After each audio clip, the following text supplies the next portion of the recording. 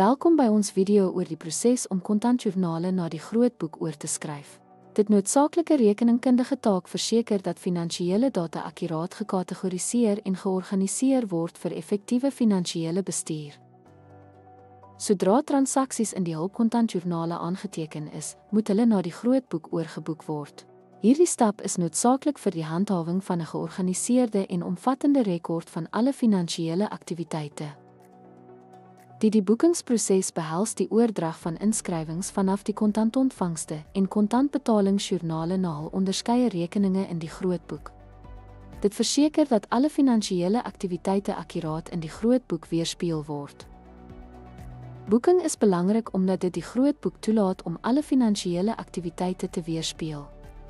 Hierdie akkuraatheid is noodsaaklik vir die opstel van akkurate finansiële state en die neem van ingeligte sakebesluite. Deur oorboeking vanaf die hulpjoernale na die algemeen grootboek, finansiële inligting is georganiseerd en op datum gehou.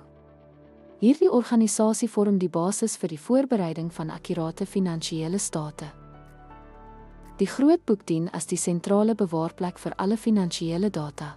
Behoorlike plasing verseker dat hierdie data korrek gekategoriseer word, wat doeltreffende finansiële ontleding en verslagdoening vergemaklik. Akkurate oorboeking na die grootboek is noodsaaklik vir besighede om deursigtigheid en verantwoordbaarheid te handhaaf. Dit ondersteun die skep van betroubare finansiële state wat belanghebbendes kan vertrou. Dankie dat u ons video oor die oorboeking van kontantjoernale na die grootboek gekyk het. Ons hoop dat hierdie inligting u help om die belangrikheid van akkurate finansiële rekordhouding in sakebedrywighede te verstaan.